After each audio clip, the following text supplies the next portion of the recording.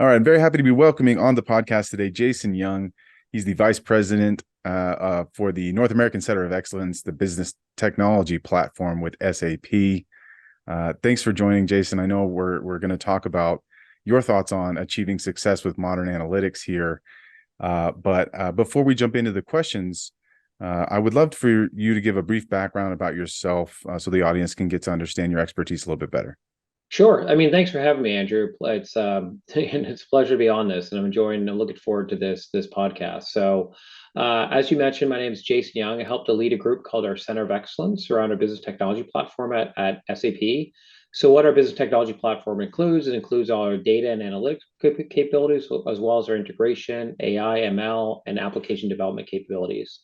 By way of background, kind of been at SAP for about 6 years now.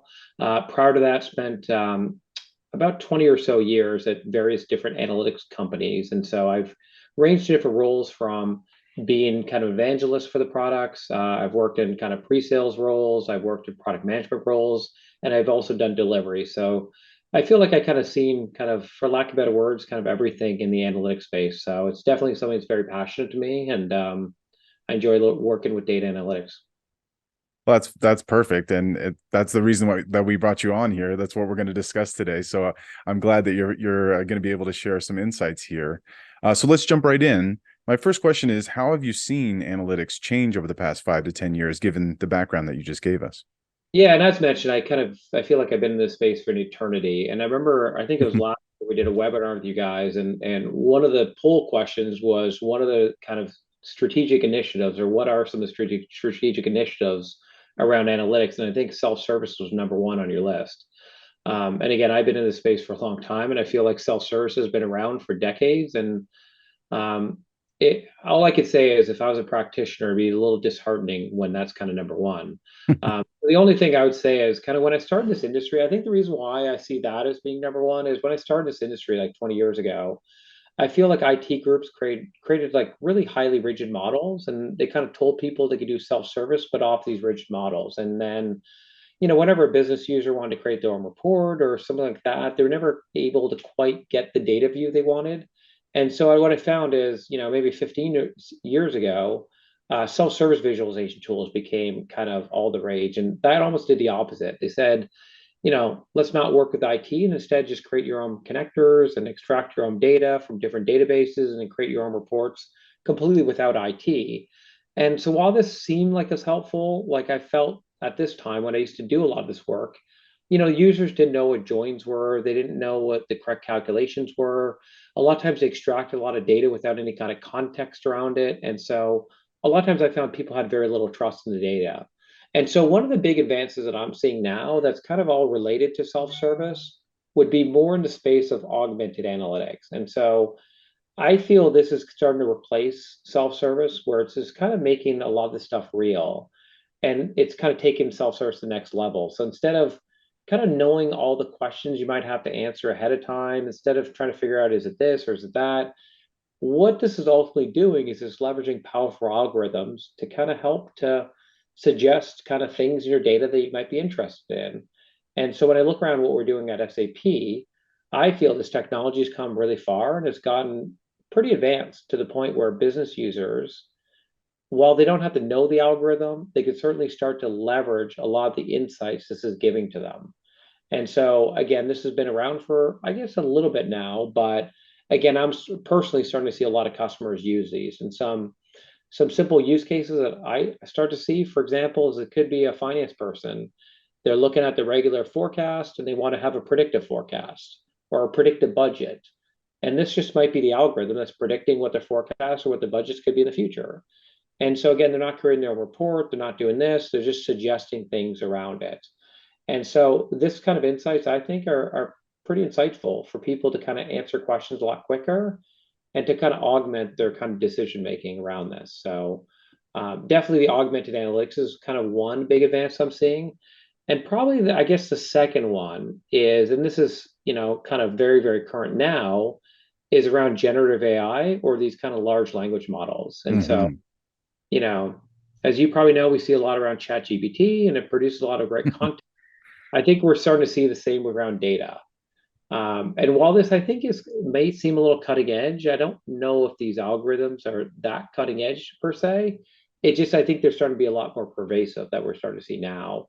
And so what we're seeing, well, at least what we're seeing at SAP, and I'm sure in the market in general, is I'm starting to see a lot of these large natural language models, but playing it off of data sets. And so people can start having conversations with their data and have very natural conversations where it starts suggesting things that are interesting. So it could be as simple as what are my sales for last year? And then you see your sales, have these gone up or gone down? What's the variance from this quarter to that quarter? And these are just natural questions you're trying to have in your data. And I think I think the next step we're having around analytics for sure.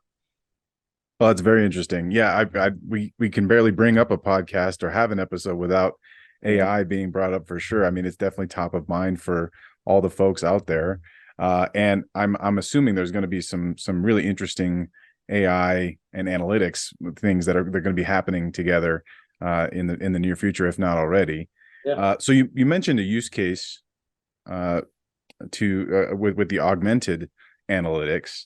Is there any other like exciting use cases that you've seen with modern analytics that you'd like to bring up? Yeah, so I guess if I were to go back, so augmented analytics, I mentioned that so we're seeing a lot of use cases there. And again, it's not replacing, it's just allowing them to answer questions quicker, right? Like the Mm, predictive forecast, predictive budget, things like that. I would say more the generative AI, we're getting a lot of interest in where people want to have conversation with the data, but I still feel that's a little futuristic, especially for, your standard finance people that just want to kind of crunch numbers and things like mhm. that.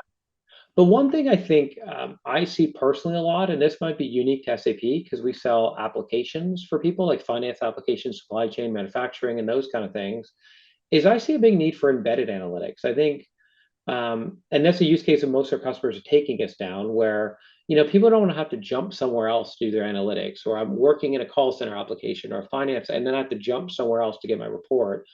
What I'm seeing a lot is customers wanting to just do it within the application itself. And so again, as SAP being an application or ERP company, I'm seeing a lot of customers asking, and certainly we're doing this as a company, fusing a lot of the AI, ML, analytics, and data into the core applications.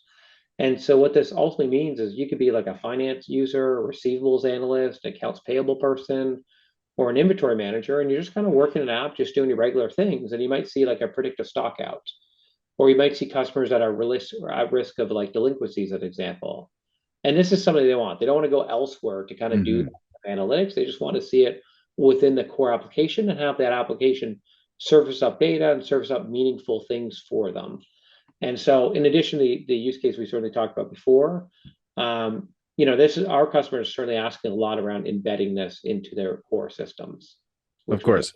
I mean, that makes a whole lot of sense for people to want that. yeah. And especially makes their job a lot easier if that can provide insight that they didn't even necessarily know they needed to be looking for. So that sounds fantastic. So I'm going to shift here, Jason, because you talked a little bit about some of the exciting things that are happening now and on the horizon. But I want to ask about the challenges that organizations are facing when they try to implement modern analytics. So there's all this new and cool things out there that they can do, but sometimes that might not be as easy as it sounds, right? Yeah, for sure. I mean, I feel like a lot of the challenges are not technology related. I Mm, mean, there's a tried and true thing we used to say it's a people process technology. A lot of times, the technology, people think that's going to solve a lot of problems, but systematically, there might be a lot of people or process problems they have. And so the big issue I find a lot of times is one is trusting the results. And I think this is why we talk about augmented analytics, why it hasn't really been as pervasive as it probably could have been. And I'll give you a couple examples. Um, we worked once with a grocery store, and they built this concept of a predictive bakery. And so, instead of building nice. this cookie, making this many cookies and pies and things like this, it would just kind of predict how much to make. Oh, The challenge there is you have a lot of people that have been working in that bakery for like 20 so years, and they have tribal knowledge of I make this many this day, this make that day, and this concept of no, don't make 20 of these, make 18 or make 24 of it. That's just something that overall just didn't resonate. And so that kind of bias that people have, or that tribal knowledge, or the just not having full confidence in the results, I think maturity is just one issue I see that challenges are facing. The second one I see a lot of times is just data. A lot of times, a lot of these kind of analytics projects we embark on, do people have access to the raw data, the clean data, and the right set of data? And in many cases, I think, specifically when we work with a business, the answer a lot of times is no.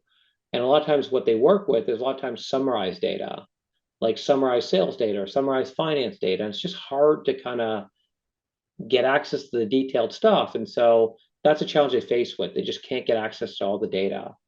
Um, I think a third thing is just biases. And I think this is pretty true in that predictive bakery, but I think when people just look at the data in general, like, do they start to trust it? Do they believe in what they're looking at?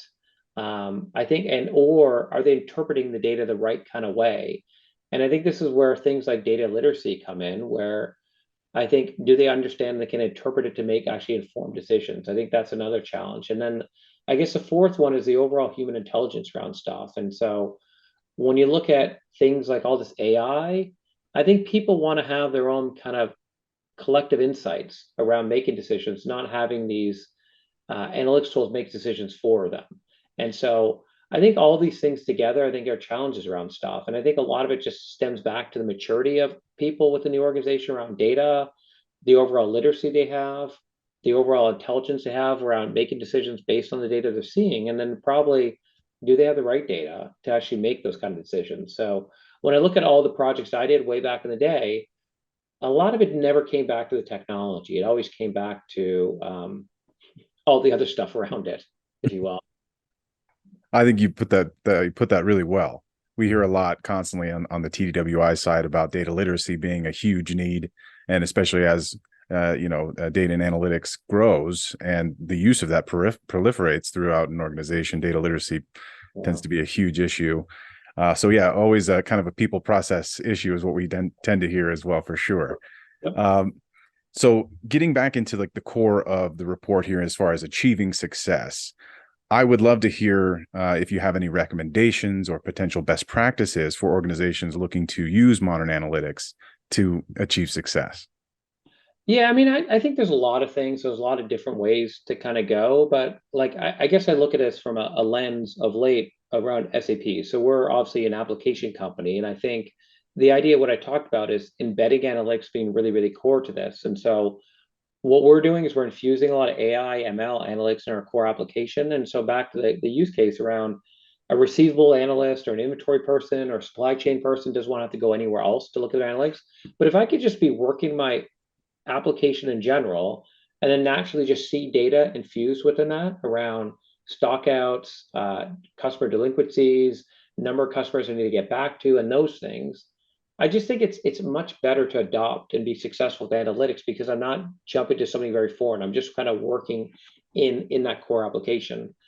And I remember way back in the day, I used to have this demo we used to give called Start of My Day, and we always used to think, the day starts and ends in the analytics system where it actually doesn't. It actually starts in the core application you're in. So your finance system, your CRM system.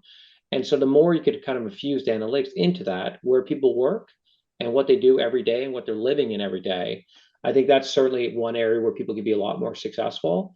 The second, I think, is, and this is certainly the group I work in, the idea of these center of excellences, COEs, or shared services teams. I think I'm seeing those are kind of making a comeback, or they're making a resurgence, or certainly being kind of rethought of and done differently. Mm-hmm. And so, and I think it's a bit different this time around. I think before they used to be these heavily rigid IT teams. Now what I'm seeing is they're more decentralized matrix teams where IT people are work with different business owners, specifically people that work with finance groups, HR groups, sales groups. And so these people are part of the COE. And the successful ones I see are ones that have routine QBRs where they'll go to the sales QBR, or they'll go to the planning meetings with finance, or they'll walk through the shop floor with the manufacturing teams. And they're really kind of understanding the stakeholders, what kind of access information they need, how they can start driving better decisions, how they go about making decisions. And so when you have these COE teams really kind of working that close with the business to drive adoption, awareness, support, I think that is really successful over kind of let's build it and they will come kind of approach. And the third thing I would say, and this is going back to one of the earlier comments we made, was I think you need good data.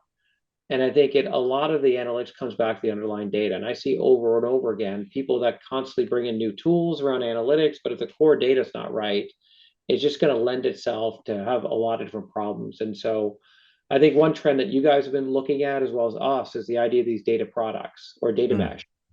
And I'm starting to see those becoming increasingly popular as a way to get kind of business experts into the fold around creating consumable data that people could use that's governed, it's trusted, it's localized to a central area, and you have use cases around these data products that people can use on top of it. And so yeah, those are kind of all the things I think just again infusing around being successful, infusing it into your core systems, having center of excellences, and having good data. well, that's fantastic. I think all three of those are fantastic recommendations for anyone that is interested in potentially going down this path. Jason, I want to give you an opportunity here to call out some of the products or items that you mentioned here. If someone is listening here and is interested in trying to get in contact with you or test this out for themselves, how would they do so? Yeah, so I'd say at a high level, so with SB, we have a line of business or a group called our business technology platform. So this includes all our foundational components, like our data analytics components. What we've been doing is we've been heavily investing in the data and analytics side. So we have a new capability called DataSphere, which allows provides full end-to-end data from data ingestion, data preparation, data management, data governance, data quality, all the way to data warehousing, all in one solution. And on top of that, we have SVM's cloud that provides the BI, augmented analytics, and planning off of that. So we've been heavily investing in this space to make it very easy, very seamless, all cloud-based, so you can start connecting to your core systems, whether it's SV and non-SV, and then taking the outputs and then embedding it into that core application or just running it standalone. And so those are two products that we've been finding a tremendous amount of success with. And yeah, those are the big things. And if you guys are interested, certainly we'll put in the comment section some information where you can get access to more of these products, see some demos, but certainly I'd recommend if you guys are interested to take a look at these products. And I definitely do think there's a lot of value that our customers are getting from them. Absolutely. I think that same value will be given to anyone that checks them out that is tuning in right now. Well, Jason, I know you're a busy man. I really appreciate you coming on the podcast today to talk with me, but I want to let you get back to all the other stuff that you have going on in your daily life. But once again, pleasure to have you on. Great to talk with you. Thanks so much. Yeah, thanks for having me, Andrew. It's been a pleasure. Thank you. Absolutely.